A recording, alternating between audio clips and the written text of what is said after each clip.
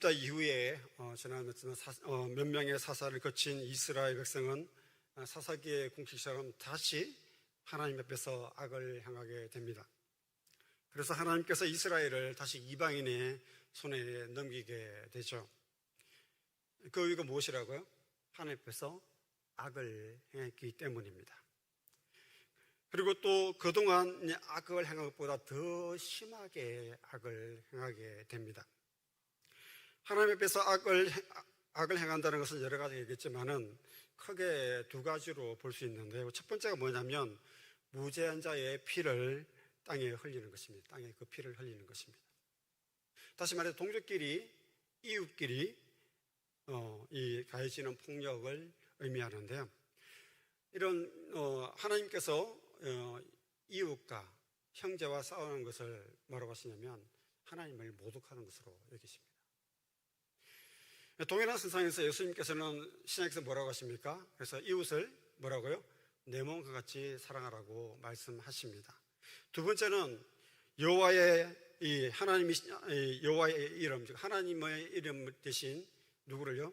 우상을 숭배하지 말라는 것입니다.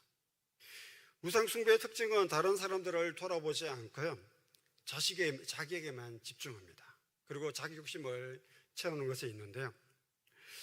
그리고 무엇보다도 하나님보다 자신을 우선하는 그런 삶을 살아가게 되는 것입니다. 그래서 오늘 이 예수님이 또 신약에 뭐라고 하십니까? 그래서 내 몸과 마음과 정성을 다해서 누구를요? 내 하나님을 사랑하라고 먼저 말씀하십니다. 이처럼 우상 숭배로 인해서 이스라엘은 40년 동안 블레셋에게 괴롭힘을 당하고 순환을 당하게 됩니다. 블레셋은 이스라엘이 출애굽하기 전에 이미 가나안 땅에 자리 잡고 있던 족속이죠. 그리고 이 블레셋은 당시 다른 민족보다 높은 문화를 가지고 있었는데 그게 뭐냐면 철기 문화였습니다.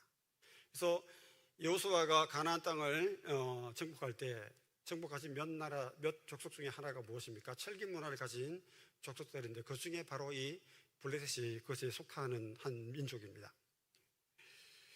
이러한 연유로 하나님께서 항상 이스라엘 곁에서 괴롭히는 가시로 몇 이방인을 두시는데 그 중에 하나가 누구냐면 바로 이 블레셋이 이스라엘의 가시가 되는 역할을 하게 됩니다.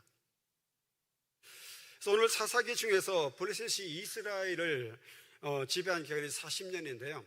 그동안 사사기를 쭉 보면 이렇게 긴 오랜 시간 동안 이 이스라엘을 이방인이 지배한 적이 없습니다. 그만큼 지금 이스라엘이 어떻게 해요? 더 악행을 행하고 더 타락했다는 사실을 보여주고 있습니다. 그런데 이 긴 고난 속에서도요, 이스라엘의 특징이 무엇입니까? 하나님께서 이방인을 통해서 고난을 주시면 이스라엘이 어떻게 합니까? 힘들다고 하나님께 부르짖습니다. 그럼 하나님께서 어떻게 하십니까? 이스라엘을 구원할 사사를 준비하셔서 이스라엘을 구원하십니다. 또 오늘 본문에 보시면요, 오늘 전혀 그런 이야기가 없습니다. 40년 동안 이스라엘이 블레셋에게 지금 고난을 당하고 순환을 당하고 있지만은 하나님께 힘들다고 구원해달라고 부르짖지 않습니다. 어쩌면 이들은 무력감 속에서 이방인의 통치를 당연히 받아들이고 하나님의 구원을 기대할 수 없는 그런 상태일 수도 있습니다. 동일하게 우리도 세상의 악한 세력, 그리고 또 그 가운데서 우리가 살아가고 있죠. 그것을 우리가 잊으면 안 됩니다. 하나님께서 우리에게 역사하시는 그 순간을 망각하는 순간 어떻게 되겠습니까? 우리는 자기 교만에 빠지게 되고요. 그리고 무력해지고 악한 세력에 끌려갈 수밖에 없는 그런 무력하고 좀 미약한 인간의 사실을 우리는 알고 있어야 됩니다. 그리고 그러한 생활을 계속하다 보면 어떻게 됩니까? 하나님을 잊어버리고 하나님께 기도하는 것을 잊어버리는 그런 삶을 살아갈 수밖에 없습니다. 오늘 이스라엘이 이와 같이 하나님의 도우심을 구하는 기도를 하지 못하고 회개하였다는 말도 없으며 여호와께 부르짖다는 말도 등장하지 않습니다.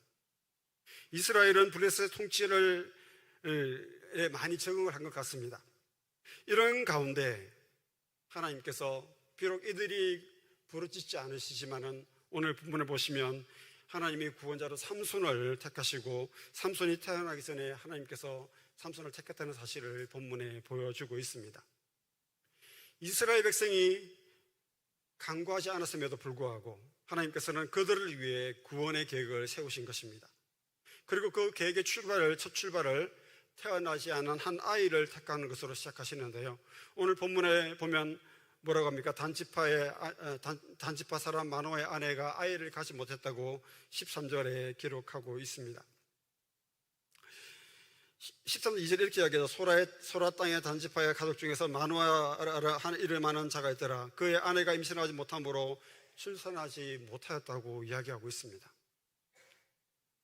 소망이 없는 이스라엘처럼 불임 상태에 있는 한 여인을 오늘 먼저 기록하고 있는 것을 보여주고 있습니다. 그리고 오늘 어떻게 하십니까? 그 소망 없는 여인에게 하나님께서 찾아오셔서 은혜를 베풀어 주십니다. 그리고 뭐라고 하십니까? 아들을 주시겠다고 약속을 하십니다. 3절 말씀이죠. 여호와의 사자가 그 여인에게 나타나서 그에게 이르시되 보라, 내가 본래 임신하지 못하였으므로 출산하지 못하였으나 이제는 임신하여 아들을 낳으리라고 말씀합니다. 하나님께서 아들을 주실 뿐만 아니라 하나님께서는 구원에 대한 소망이 없는 이스라엘을 위해서 오늘 그 구원 사역을 위해서 이 아이를 도구로 사용하시겠다고 지금 말씀하고 있는 것입니다. 그리고 하나님의 사자는 오늘 이 마노아의 아내에게 두 가지 명령을 내리십니다. 뭐라고 합니까? 첫 번째 사절에 보면 그러므로 너는 산과 포도주와 독주를 마시지 말며 어떤 부정한 것도 먹지 말지니라 라고 이야기하고 있습니다.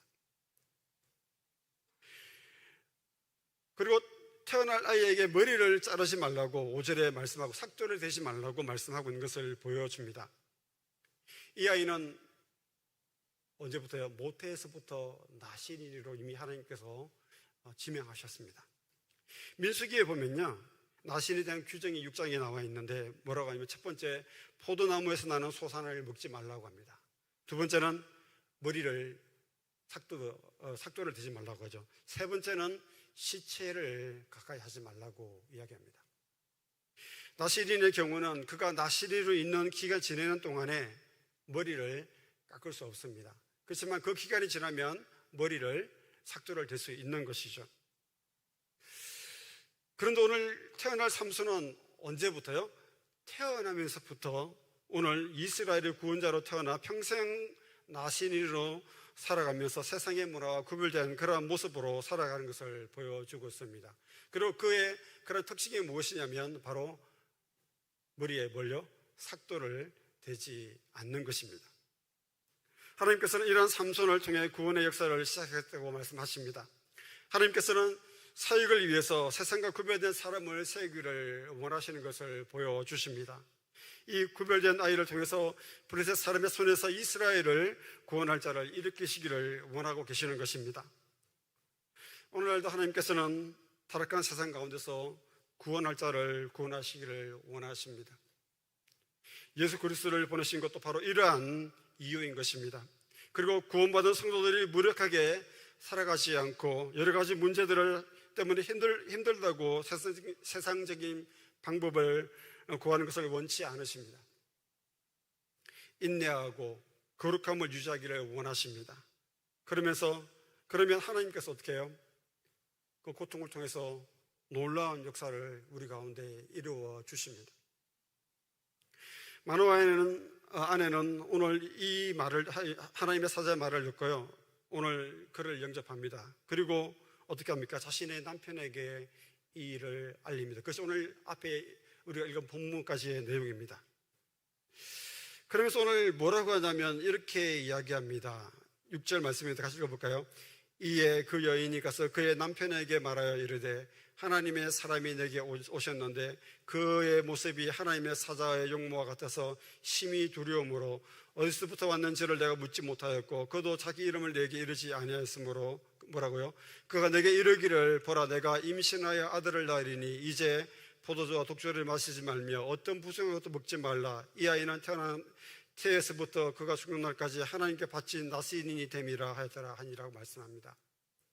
자, 하나님의 사자가 마노아의 아내에게 한 말과 조금 다르게 오늘 이 마노아의 아내가 마노아에게 이야기하는데요. 오늘 이 말은 들은 마노아의 반응이 무엇입니까? 8절 말씀이 이렇게 이야기하죠. 마노아가 여호와께 기도하여 이르되 주여 구하옵나니 주께서 보내셨던 하나님의 사람을 우리에게 다시 오게 하사 우리가 그 낳은 아이에게 어떻게 행할지를 우리에게 가르치게 하소서라고 이야기합니다. 자, 마노아도 지금 사실상 어떤 상태입니까? 자신이 아이가 없습니다. 지금 누군가가 찾아와서 자신에게 아이가 있을 것이라고 이야기를 하죠. 자신이 듣지 못했어요. 첫 번째, 아내의 말을 믿을 수가 없는 것입니다. 두 번째는 분명히 그 사람이 왔는데 그 말을 했다고 아내가 이야기하는데 그 말을 어떻게 해요? 더 확실하게 듣고 싶습니다. 그래서 오늘 이 마노아가 오늘 다시 그 말을 듣고자 기도를 하는데요. 오늘 하나님께서 그 말씀을 응답하여 주시죠. 오늘 하나님께서 이 타락한 세상을 구원할 자를 이 삼손을 통해서 말씀하시는데요. 오늘 이 8절 말씀을 통해서 이 마노아의 마음을 볼 수가 있습니다. 사실상 이 기도는 수태고지를 아내에서 들은 이 마노아가 아까 말씀드린 아내의 말에 의문을 가질 수밖에 없어요. 생각해 보십시오. 지금까지 아이를 낳지 못했는데 갑자기 누가 와서 네가 아이를 낳을 것이라 그러면 누가 믿을 수 있겠습니까? 근데 그 말씀에 확신을 갖고 싶은 것입니다. 이렇게 다시 하나님의 사자를 만나고 싶었던 이유는 두 가지로 볼 수가 있습니다. 첫 번째는 오늘 이 마노아는 아내의 소식을 통해서 들은 것으로 만족할 수 없었던 것입니다. 왜요? 자신이 확실히 듣고 싶습니다. 완전히 믿을 수 없어서 좀 더 확실하게 그것을 덮고 싶은 것입니다. 두 번째 이유는 8절을 좀 읽었는데 뭐라고 하냐면 우리라는 말이 3번이 나오는 것을 볼 수가 있는데요.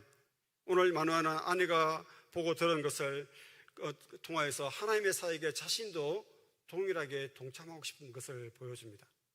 그러니까 아내가 들은 것을 끝나는 것이 아니라 자신도 그 말씀을 확실하게 듣고 뭐라고요? 같이 아이를 양육하는데 참여하고 싶은 마음이 있다는 사실을 보여주고 있습니다. 아이가 태어난다는 소식이 그에게는 얼마나 중요한 소식인지 여러분 생각해 보십시오. 아이를 바라는 자에게 아이가 태어난다는 만큼 반가운 소식은 없습니다. 아이가 태어나려는 그 소식은 그에게 너무나 기쁜 소식이기 때문에 적극적으로 이것에 참여할 의향을 가지고 있는 것입니다. 구원자이신 예수 그리스도의 소식에 우리도 이런 관심을 기울여야 합니다.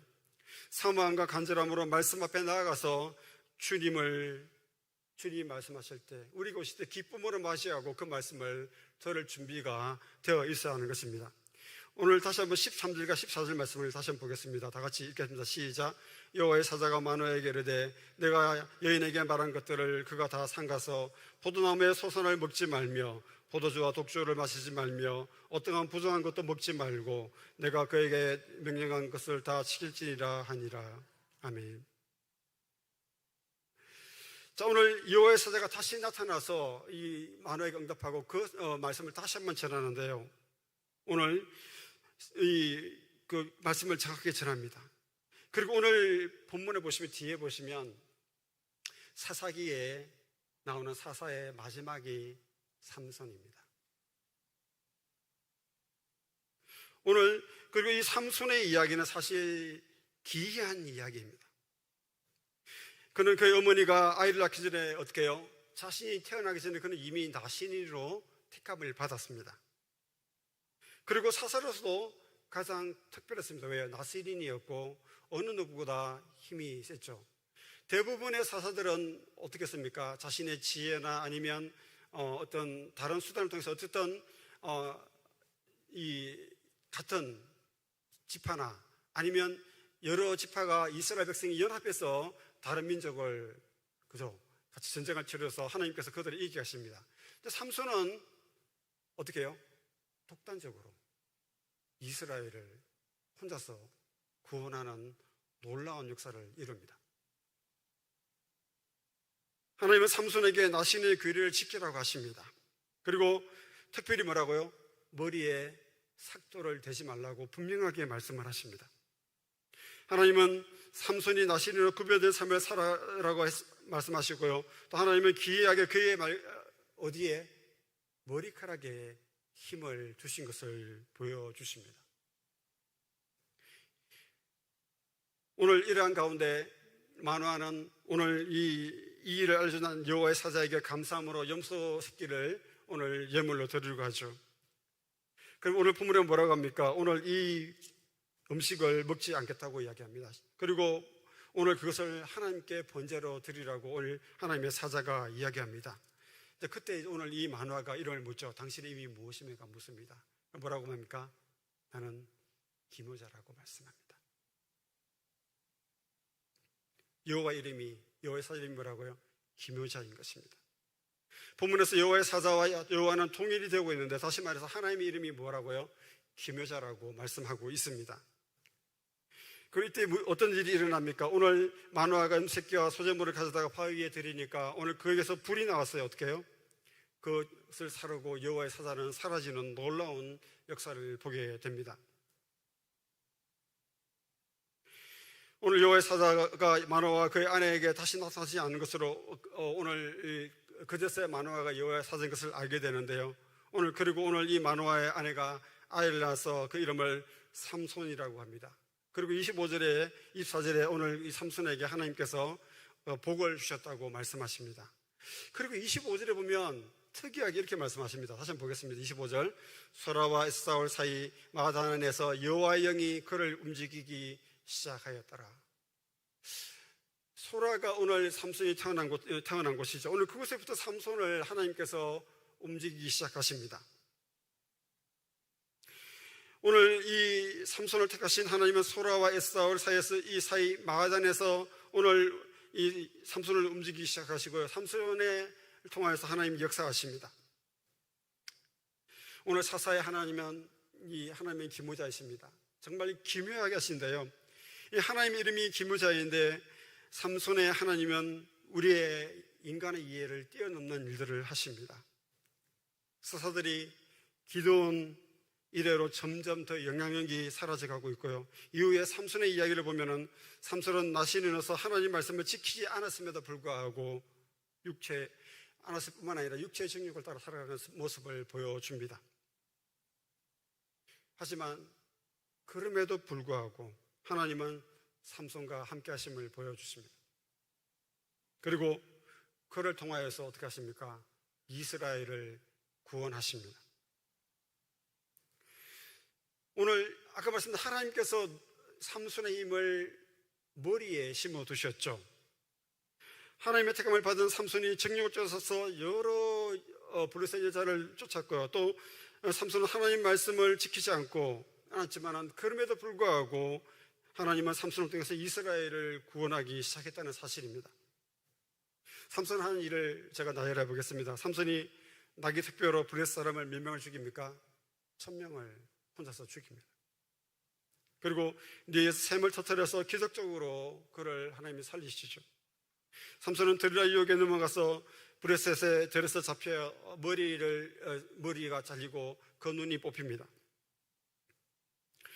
그럼에도 불구하고 삼손이 다곤의 신전을 무너뜨려서 많은 블레셋 사람들을 죽임으로 말미암아 이스라엘을 구원하는 모습을 보여주고 있습니다. 인간적으로 볼 때 삼손이 우리가 그리스도인의 모습이 아님을 보여주죠. 그리스도인이라면 우리가 구원받은 자로서 당연히 어떻게 해야 됩니까? 말씀을 따라 살아야 되고요. 하나님과 동행하면서 그 말씀에 순종하는 모습을 살아가야 합니다. 오늘 이 삼손이 나시인의 택함을 받고 하나님과 동행함을 보여줌에도 불구하고 그의 삶이 오늘 그리스도인과는 전혀 다른 삶을 살아가지만 그럼에도 그를 도구로 삼아 이스라엘을 구원하시는 그 하나님은 정말 이상한 분이신 것입니다.